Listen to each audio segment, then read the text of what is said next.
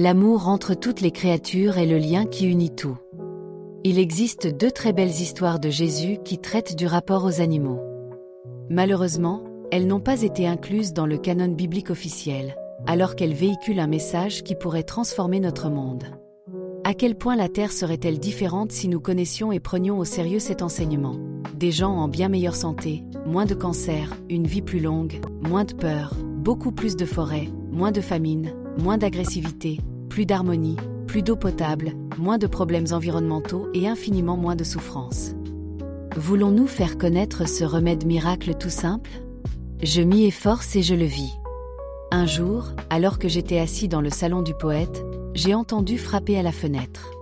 Une poule se tenait sur le rebord de la fenêtre et demandait à entrer. Une des filles du poète a ouvert la fenêtre, et la poule s'est posée sur l'épaule du poète et a poussé sa tête contre sa joue, comme les chats ont coutume de le faire. Après l'avoir caressé et lui avoir dit quelques mots aimables, le poulet s'est posé sur le dossier de la chaise et y est resté un moment. Puis il s'est dirigé vers la fenêtre et a fait comprendre qu'il voulait repartir. Le poète a dit en riant: « Oui, le poulet est mon ami et il voulait me dire bonjour. » La poule qui venait de nous rendre visite venait chez eux presque tous les jours à une heure précise. Ces invités ne recevaient pas de nourriture. Ils venaient dans l'appartement de cet homme bienveillant uniquement par affection. Tout est lié, nous devrions donc traiter tout avec amour. Dans l'Évangile, il est dit que le Christ était essénien. Comment vivaient ces gens? Flavius Joseph, un contemporain du Christ, engagé par les Romains comme chroniqueur, écrit à ce sujet. Les Esséniens vivaient de la même manière que les Pythagoriciens chez les Grecs. Ils ne font pas de sacrifices, car leur vie pure n'a pas besoin d'une telle expiation. Ils entrent dans la salle à manger comme dans un temple et ne mangent rien qui ait eu la vie. Les Esséniens avaient pour principe de s'abstenir de manger de la viande, ce qui n'a rien d'inhabituel. Pourquoi les apôtres, comme les premiers chrétiens, et même les ordres monastiques, pratiquaient-ils l'abstinence totale de viande si cela n'avait pas été une exigence de leur maître? Les premiers chrétiens s'abstenaient systématiquement de toute nourriture carnée, comme le confirme une lettre de Pline à l'empereur Trajan. Saint Basile le Grand, archevêque de Césarée: le corps alourdi par les mets carnés est frappé par la maladie, tandis qu'un mode de vie modéré le rend sain et élimine le mal à la racine. Mais vous suivez la voie des loups et les habitudes des tigres, alors que la nature a rendu ceux-ci dépendants de la viande, tandis que Dieu nous a dotés de raison et de sens de la justice. Et pourtant, nous sommes devenus pires que les animaux sauvages. Les traditions rapportent que les saints Augustin, Antoine et François se nourrissaient également de manière purement végétarienne et ont donné à leur ordre des règles correspondantes. L'esprit de Jésus concernant le monde animal tiré de l'Évangile de la vie parfaite. Ces 2 passages révèlent peut-être l'aspect le plus tendre et en même temps le plus révolutionnaire de l'enseignement de Jésus. Sa compassion ne s'étendait pas seulement aux êtres humains, mais à tous les êtres vivants.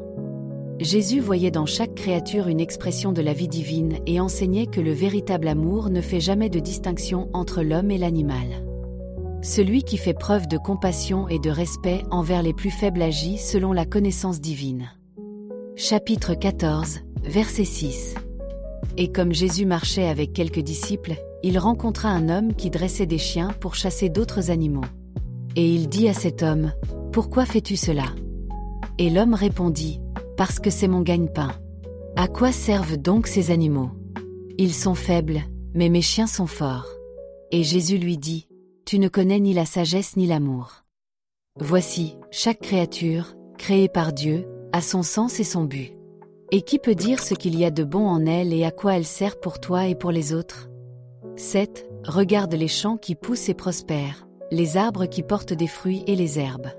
Que veux-tu de plus que ce que te donne le travail honnête de tes mains? Malheur aux forts qui abusent de leur force. Malheur aux sages qui blessent les créatures de Dieu. Malheur aux chasseurs, car ils seront eux-mêmes chassés. » Émoticône, n'en croyant pas ses yeux, et l'homme s'étonna beaucoup et cessa d'entraîner les chiens à la chasse et leur apprit à sauver la vie et non à la détruire.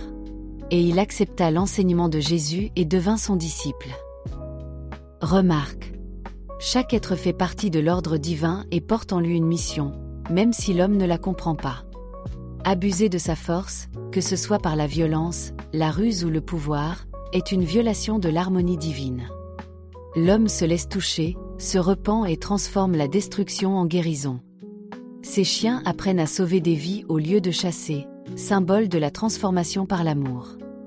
Chapitre 21, verset 1. Et ils arrivèrent à une montagne dont les chemins étaient très escarpés, et ils trouvèrent un homme avec une bête de somme. 2. Le cheval était tombé à terre, car la charge était trop lourde pour lui, et l'homme le frappait, si bien que le sang coulait du corps de l'animal. Et Jésus s'approcha de l'homme et dit, « Fils de l'abomination, pourquoi frappes-tu ton animal? Ne vois-tu pas qu'il est beaucoup trop faible pour porter son fardeau, et ne sais-tu pas que il souffre ?» 3. L'homme répondit, « Qu'est-ce que cela peut te faire? Je peux battre mon cheval autant que je veux. Car il m'appartient, et je l'ai acheté pour une belle somme d'argent. Demande aux autres, ils me connaissent et le savent. » 4. Et l'un des disciples dit, « Oui, Seigneur, c'est vrai, comme il le dit. Nous étions là quand il a acheté le cheval. » Jésus répondit, « Ne voyez-vous pas qu'il saigne, et n'entendez-vous pas qu'il gémit et se plaint? » Mais ils répondirent, « Non, Seigneur, nous n'entendons pas qu'il gémit et se plaint. » 5. Alors Jésus s'attrista et dit, « Malheur à vous, hommes au cœur dur, qui n'entendez pas ses cris de détresse et ses supplications à son Créateur céleste, et triple malheur à celui contre qui il crie et gémit dans son agonie. » 6. Et il s'avança et toucha le cheval, et l'animal se leva, et ses blessures étaient guéries. Mais il dit à l'homme, « Va maintenant ton chemin et ne le frappe plus à l'avenir, si tu espères toi aussi trouver la compassion. » 7. Et voyant la foule s'approcher, Jésus dit à ses disciples, « Je suis malade à cause des malades, j'ai faim à cause des affamés, j'ai soif à cause des assoiffés. » Émoticône, n'en croyant pas ses yeux, et il dit aussi, « Je suis venu pour abolir les sacrifices et les fêtes sanglantes, et si vous ne cessez pas de sacrifier et de consommer la chair et le sang des animaux, la colère de Dieu ne cessera de s'abattre sur vous, tout comme elle s'est abattue sur vos ancêtres dans le désert, qui se livraient à la consommation de viande et étaient remplis de pourriture et frappés par des épidémies. 9. Et je vous le dis, si vous êtes rassemblés dans mon sein, 9. Et je vous le dis, si vous êtes rassemblés dans mon sein, dans mon esprit, et que vous ne respectez pas mes commandements, je vous rejetterai. Car si vous ne voulez pas respecter les petits mystères, comment pourrais-je vous donner les plus grands? Remarque de la connaissance à la vie. Les disciples n'entendent pas les gémissements du cheval, et c'est là le drame profond. Ils entendent avec leurs oreilles, mais pas avec leur cœur. Seul Jésus entend le cri de la créature. Il guérit l'animal, mais sa véritable mission concerne l'homme. Celui qui refuse la compassion se sépare lui-même du divin. Jésus poursuit le raisonnement, « Je suis venu pour abolir les sacrifices et les fêtes sanglantes. » Il est donc clair qu'il ne s'agit pas seulement des sacrifices extérieurs, mais aussi de l'attitude intérieure de l'homme, l'idée qu'il peut être béni par la souffrance des autres. Mais la loi divine repose sur la vie, pas sur le sang. C'est pourquoi il avertit, « Si vous ne respectez pas les petits mystères, comment puis-je vous donner les plus grands ?» Les petits mystères sont les lois de la vie pure, la pureté dans l'alimentation, dans la pensée, dans les relations avec les autres. Celui qui les respecte prépare son corps comme un temple dans lequel la connaissance divine peut s'éveiller. L'enseignement de Jésus se révèle ici comme une école de prise de conscience. Ce ne sont pas l'ascèse ou les sacrifices qui mènent à l'illumination, mais l'amour, la simplicité et la pleine conscience. Un corps pur et un cœur pur ouvrent la porte à une connaissance supérieure. Les petits mystères, c'est-à-dire les vertus quotidiennes, la pureté, la modération et la compassion sont la clé des grands mystères, la connaissance, la guérison, la sagesse.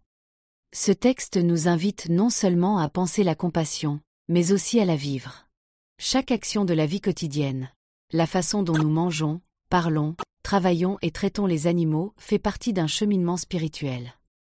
Le salut commence là où nous entendons le cri de la vie que les autres ignorent. Celui qui traite les plus petits avec attention entre dans le grand courant de la vie. C'est la voix de Jésus, non pas l'adoration, mais l'imitation dans l'action. Si le corps, l'âme et l'esprit sont purs et frais, ils deviennent réceptifs à une expérience et à une connaissance supérieure, des insights s'éveillent, la guérison physique et mentale commence. Il en résulte santé et joie, force, courage et absence de besoin. Cela procure une liberté infinie et la joie des petites choses. Et ceux qui non seulement connaissent les commandements de Dieu, mais les vivent, reçoivent une plus grande responsabilité, et une grâce plus profonde.